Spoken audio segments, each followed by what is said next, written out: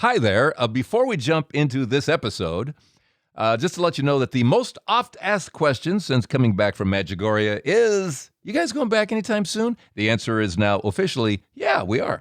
Oh, when, pray tell? I'll talk more about this in the middle of the episode, but we're going back at the end of May, so we're just 6 months out. But I want to give you a heads up if you want to get the information I'll be telling you in just a bit here. All right, but let's jump into this episode of Touched by Heaven, Everyday Encounters with God.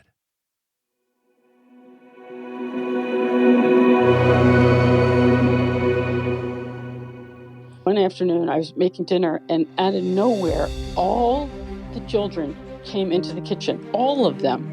Why are you all here? And they said, we don't know. We just want to come in the kitchen. Not 30 seconds later, the section of the ceiling collapsed onto the couch where they all would have been sitting. Hundreds of pounds of plaster. I was shaking. This is Touched by Heaven, Everyday Encounters with God. Those moments when heaven and earth collide. And we see God. We see His hand reaching out to us, attempting to get our attention.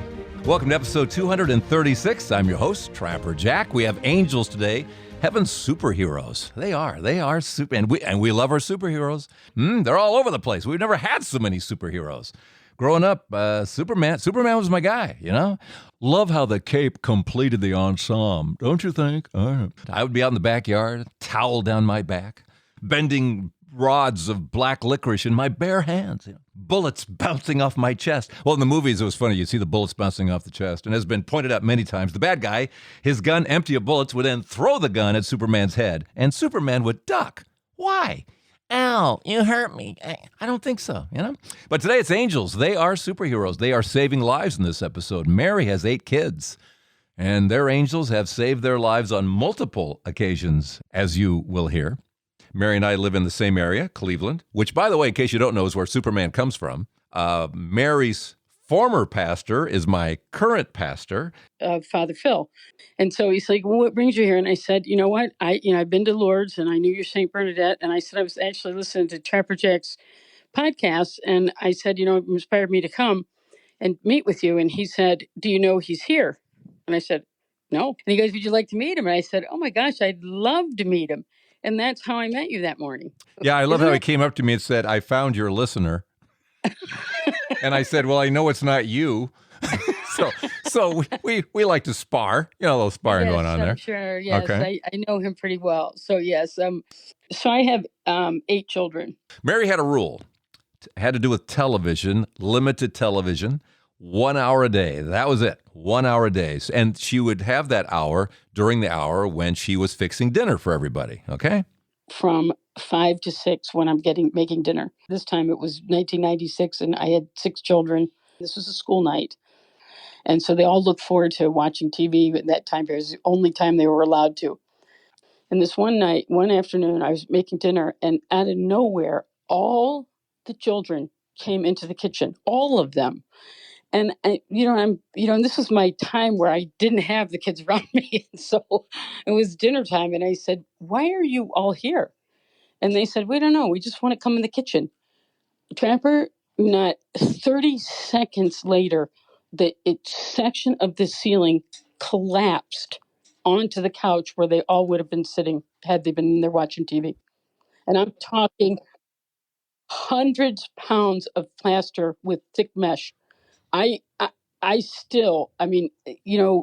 Those guardian angels of my children, scooting them out of the kitchen. Every one of the kids was left at the same time. We don't know. We just want to come in here. Well, I knew in a second why they came in there. When that came, I was shaking. And it was probably days before I didn't shake. When you have those experiences like that, you just know that something powerful just happened, and by the grace of God. And so they do remember that story, but I can guarantee they don't remember all of it because they were all so little. Yeah. There was teamwork by guardian angels on that one. I wonder when the angels knew. Did they always know that ceiling was coming down? The family had lived in that house for 6 years, and there was a crack there, but They're going room to room, fixing things up. It's just they'll get to that. They'll get to that. So when when do the angels know? And is it suddenly where they just look at each other and go, "It's time"? And mind to mind, an angel's mind to those kids' minds. Hey, why don't you go see mom? Hey, maybe mom has a cookie in the kitchen. Why don't you go in the kitchen? And off they go, and it saves their lives. There was just no doubt that was an angel moment. There's no doubt, Yeah. a multi angel moment. I can't even imagine what it would have been like had they been sitting there right where they sat. I mean, I'm talking about a 4 by 5 section of ceiling came down in one piece, and we had to cut it to get it out and smash it to get it out. It was so heavy. Angels to the rescue. So my daughter Grace, notice her name, Grace. Like that name. That's good. Yeah, good name.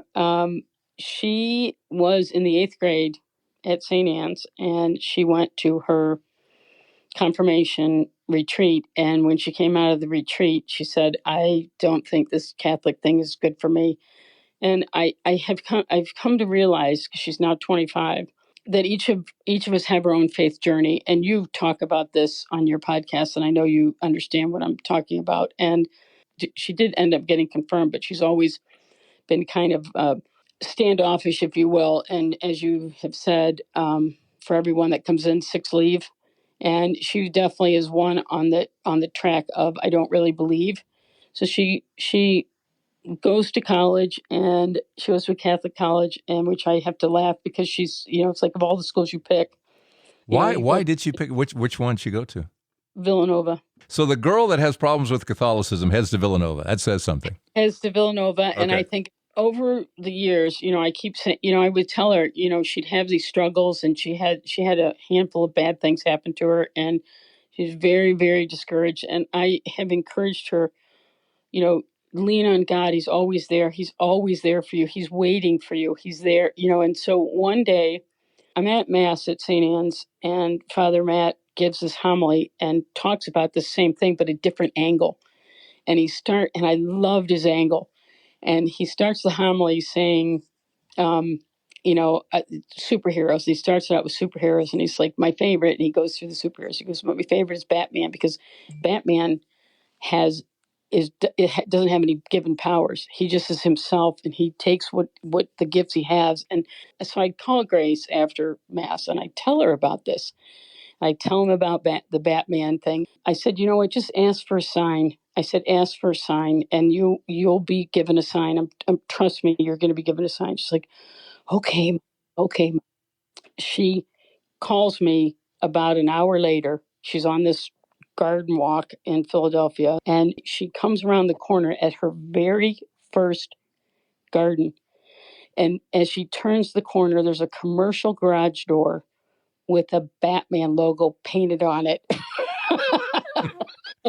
Looking for a sign. Oh my gosh. And it is probably 20 by 30 feet. It isn't a small logo. The entire commercial garage. She sent me a picture. I actually have it ready to send you an email because it is mind blowing. And I said to her, "Oh my gosh, you asked for a sign." And she said, "No, Mom, I didn't ask for a sign." And I said, "But you know it is one." And she goes, "Yes, I know it is one."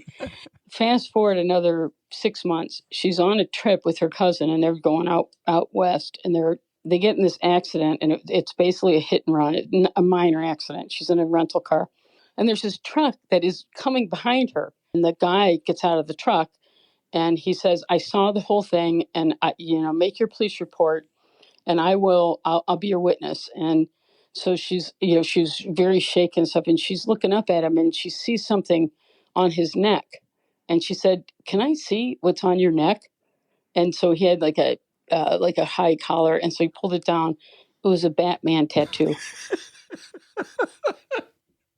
You can't make this stuff up. You can't make this stuff up.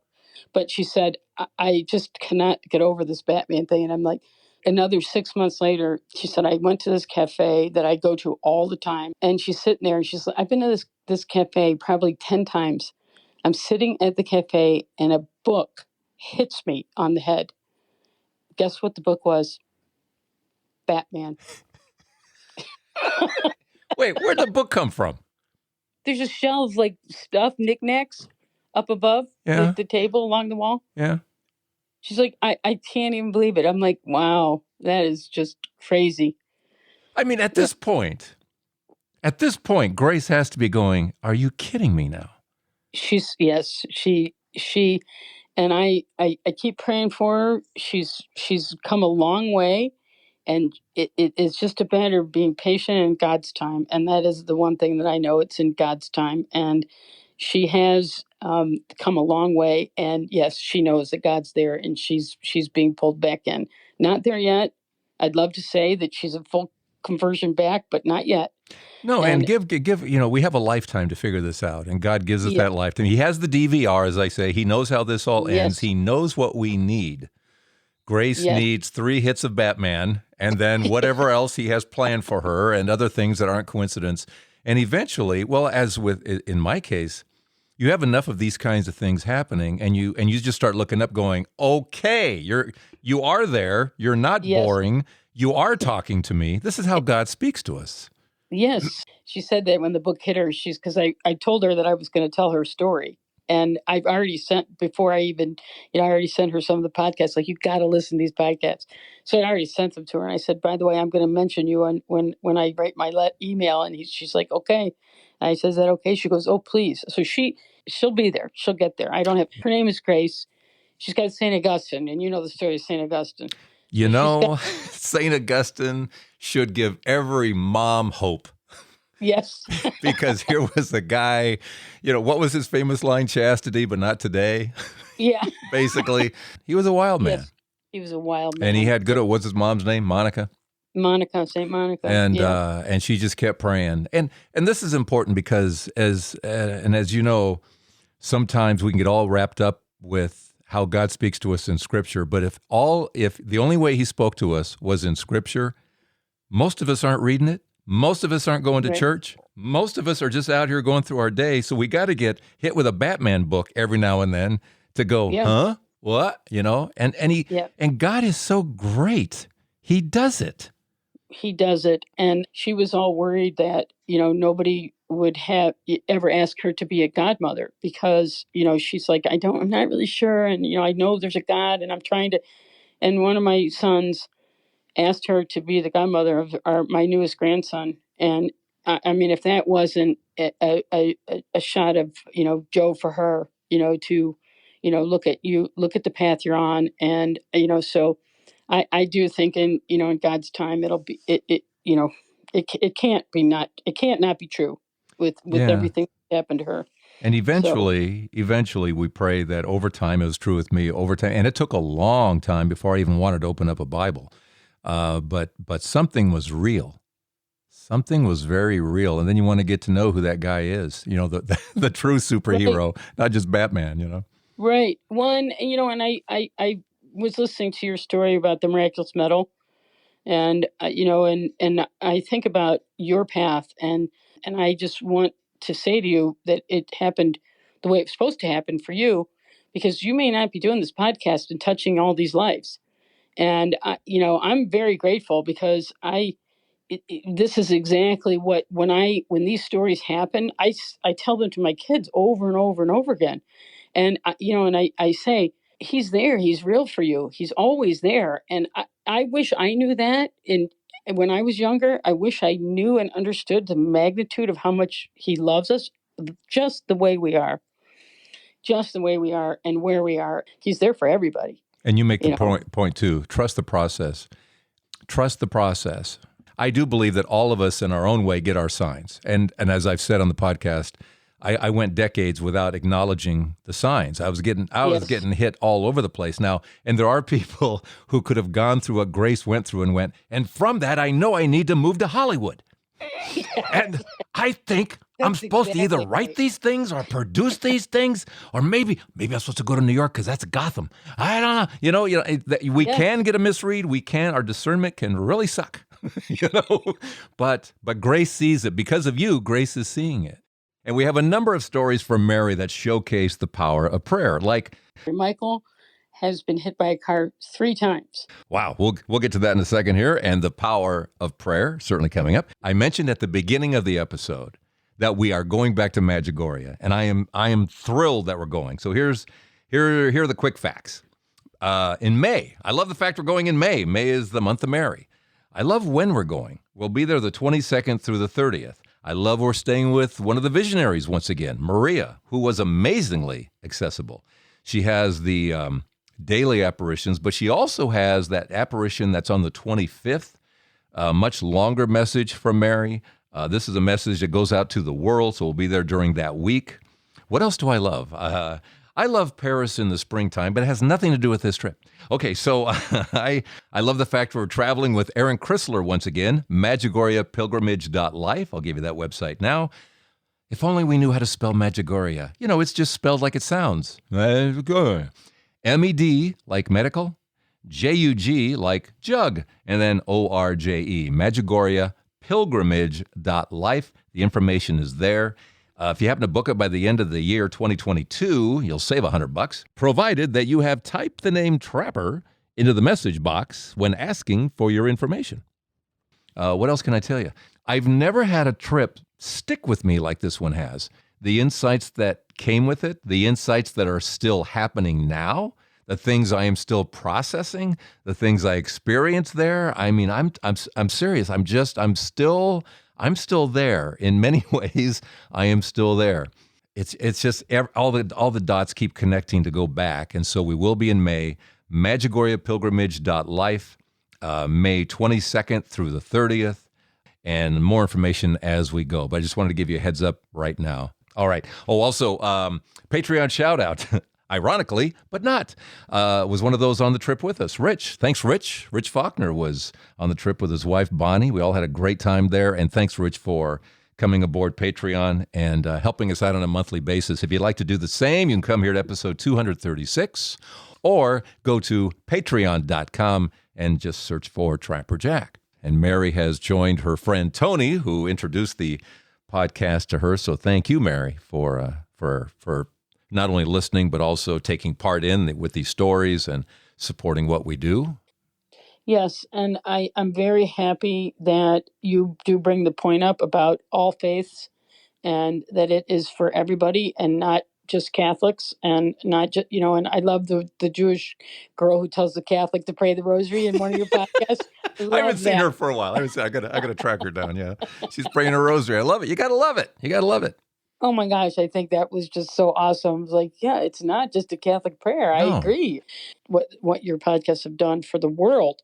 And I'm just so grateful that they're telling their story because he may not talk to you in the same way. I may not see an angel, but it's not what I want, it's what God knows I need. When I hear people say, I already asked for a sign, I'm not going to do it again. And I marvel at that because, are you kidding me? He gives you a sign every time. He loves you so much, he's always going to be trying to guide you in the right way. Yeah. So if you ask for a sign and you need a sign, don't be afraid to ask him. He might not give it to you, but he probably will. Yeah, and I think some people read it wrong. I think it's, some people say, oh, that because somewhere, I think he was talking to Pharisees or something, and oh, woe, this generation always looking for a sign. The sign is Jonah, and da-da-da. And you got to understand the context in which he was getting on their case. But in terms of guidance, Lord, just however you want to do it, direct me, show me, and just leave it there. And be open to anything. And it could be a song on the radio. It could be an ad on the television. It could be my favorite story, George Hicks driving down the road, yelling at God, life sucks, turns the bend, big billboard, life is what you make it. I mean, that's just between the eyes, baby. On that one, that is just between the eyes. You got to love that. That's like the Batman garage door. It's so big you can't miss it. Yeah. And I think if there's one area, let's call it one superpower that is overlooked or underestimated, how do you look at this? I'm talking about prayer, the power of prayer. We pray, and if nothing happens, well, he wasn't listening. If something does happen, well, it wasn't God. It just happened. We just don't seem to give God much credit for listening, for listening, and that our prayers actually do move the hand of God. Like when her new baby, 7-day-old baby Miriam had a fall. I was making pancakes for breakfast, and they were all excited. She was 7 days old, and they were sit on the couch and they were holding her. And every time it was time to change to the next boy, I'd come in the room and move her to the next brother, and they were not allowed to get up. That was the rule. You can't get up. Well, Michael, the 5-year-old, decides that he's old enough that he can get up. And I'm in the kitchen making pancakes, and he comes in the doorway, and there was a little bit of a step up into the kitchen, and she was wrapped in her blanket, and the blanket was caught between his feet, and he trips. And she flew out of his hands and apparently hit the towel bar, and she was just on the floor. And I could not believe what was happening. So, Michael was obviously mortified. He didn't know what to think or do. And, I pick her up, and I'm trying to, is she okay? Is she okay? She didn't wake up. Her side of her head was swollen, and I didn't know. I'm looking at it going, oh no. And I take her in, and one at a time, you talk about being afraid. One at a time, they had 6 doctors in the practice. One would leave and the next one would come in. And then that one would leave, the next one would come in. And I've never had that. This is my 5th child. No doctor came in 6 different times. It was probably by this time, it was like 4 or 5 o'clock in the afternoon. Long day. She has not woken up. She's sleeping through the entire thing and has never, she's not even stirred. Then the pediatrician comes in like 2 minutes later and said, she has a fractured skull and a brain bleed.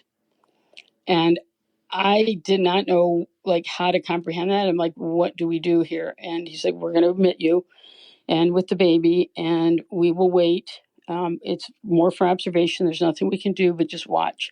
She's not woken up to nurse, nothing. And about 6 o'clock in the afternoon, my pastor walks into the room. And I was not expecting to see him, Father Mahoney. And he comes in, and I said, wow. I said, I wasn't expecting you. And he said, well, you're my neighbor, who's very faithful and is a huge prayer. He said she called the rectory, and she has a circle of prayer. She's got thousands of people praying. And you talk about the power of prayer. And he tells me this about the prayers that are praying for Miriam. She pops up like nothing. Like, okay, here I am. Could you feed me now? Her little head. She's 7 days old. And that was it. It was crazy. I spent the night in the hospital. We went home the next day, and she's 29 years old and perfectly fine. Just like that. Just like that. It was crazy. How do they explain it? Brain bleed, that's bad news. How do they explain that? How do they explain it? I don't know. I don't remember how they explained it, but I know how it happened. Yeah. Thousands of people praying for little baby Miriam and then just suddenly coming to. Does that just happen? And then there's Michael, the one who dropped the baby. It's funny because I never wanted him to ever know that story, and I never intended to bring that story up ever. And the pediatrician, every time we'd go to the pediatrician, he'd go, oh, is this the one who dropped your daughter? Nice. Like, okay. Yeah, we need to talk about Michael for a second here, because his angel's been busy saving his life on multiple occasions. When Michael was in the 2nd grade, Michael was hit by a car at the intersection. A car didn't see them in the crosswalk, and when the light turned green, Michael was straight in front of him and hit him head on. He flipped off the bike and landed on top of the car, did not have a helmet on. There happened to be, and I agree with you, there's no such thing as a coincidence. At the intersection was a fire truck at the red light and saw the entire thing. They were over there in 15 seconds, they said, and had him on a board and whisked off down to the hospital. And he had a bruise on the outside of his hip. He didn't even have any cuts or scrapes. It is just mind-boggling. His name's Michael. Nothing wrong with him. His bike was totaled, and he was perfectly fine. Wow. Michael has been hit by a car 3 times. So that was his first one. The blind guy would like to know, has he had his vision checked? Well, I think this is the angels. I keep telling him you're not named Michael by accident. Yeah. And so this next story is the craziest of all the stories for Michael. So fast forward, he's a senior in college. He's down in Florida, finishing up. He was about ready to graduate. He had a moped. That was his way of getting around. So he's on a moped, and it was twilight, kind of like the dangerous time to be riding. And he's on the moped on like a boulevard with a medium in the middle. Michael was running a little errand to the store, just a mile up the road and back, but he didn't show up. Hours passed, and his roommates don't know where he is. So they call his girlfriend, who was a couple hours north, and said, Michael didn't drive the moped up to see you, did he? And she's like, no. And so she looks on Find My Friend on the iPhone and says, he's in the hospital. So they hightail over to the hospital, and it turns out that he was on his moped. He was hit by a drunk driver who was driving a Mercedes SUV, which I think kind of right up a little bit. And I want to see the replay. And when I die, I've said this 100 times, I want to see the replay of how he was hit, because she did not know she hit him, and she kept going. And she dragged his moped, but not him. And the sparks from the moped caught her car on fire, and she stopped when her car burst into flames. She got out of the car, and the people in the neighborhood they all came, it was a neighborhood. They all came out, and they could see that she was drunk, and they held her there. But the cops came, the fire trucks came, they put it out. And it wasn't until they could not get the car onto the tow truck that one of the guys went under there and said, there's a moped under here. And that was when they knew that they hit Michael. So they didn't even know that there was an accident. It was like an hour and 10 minutes later, after 911 call, when they went back 80 yards and found him on the side of the road, left for dead. Oh, my gosh. Yeah, it's crazy. And just to go, he's been laying there how long? An hour and 10 minutes. And no one has driven by that area, or is he off in a ditch? Where was he that they didn't see him? He was up on I guess, a little bit up on the embankment off the side of the road. I don't know how he got there. I don't know how he got off that moped when she dragged it. There's no explanation other than the angels grabbed him and threw him to the side of the road. Let's think for a second the role the angel may have had in this story. If the moped doesn't get stuck under the car, there are no sparks, there's no fire, she doesn't have to stop the car, and then when is Michael found? Because they have to find the moped to say, where's the rider, to go back 80 yards and find Michael. How long is he laying there otherwise? Does he survive otherwise? So the nurse calls me about 12:30 in the morning from the hospital and says, your son was in an accident. And I said, is he going to die? And she said, he's not going to die. And I said, okay, then whatever is handed my way, I can cope with it. And she said, he will, we're going to sedate him overnight, and he will, tomorrow morning, he'll just wake up on his own. Well, he didn't wake up on his own. And he was in a coma. And he was in a coma for 4 days. And we moved him home. At the end, he came out of the coma the 4th day, discharged from the hospital. Michael suffered memory loss for a while. Of course, his body took a hit. He has married the girl that was 2 hours away. He has run 5 marathons. He changed majors. He graduated. He's got a second degree, and he just finished his MBA. So I say, you have a calling, because it's not your time. It's not your time. No. It has been 10 years since that accident. We just we acknowledge it every year, because he runs the marathons, and every year on the anniversary he has a Appreciate Life Day, and he does not take a day for granted. All right, Mary, let's sum this up. We've been talking about angels. We're calling them heaven's superheroes, sent by God, of course. We've talked about the power of prayer. What's the takeaway for you? My takeaway is he's always there and loves us each in our own way, his way. He's always there. Thanks, Mary. Yes, he is always here. God, of course, sending the angels to maybe get our attention because he wants a relationship. He wants a relationship, and he keeps coming around. He keeps shooting off the flare gun, saying, do you see me? I'm right here. Angels, heaven's superheroes. And to my knowledge, at no time in history has ever been an angel standing in a closet saying, oh, I don't know, what do I wear today? I don't know. Bob, does this make me look fat? No. What is your story? Let me know here at touchedbyheaven.net. And remember, Medjugorje in May, Medjugorje pilgrimage.life, Medjugorje pilgrimage.life. And you'll see May is one of the options for going. That's when we're going. And remember to type the name Trapper into the message box when asking for the information. Thank you so much for helping us out at patreon.com and searching for Trapper Jack. And what say we do this again next week at Touched by Heaven, Everyday Encounters with God. I'm Trapper Jack. Well, that's how you know me. Some people know me in another way. I'm Batman.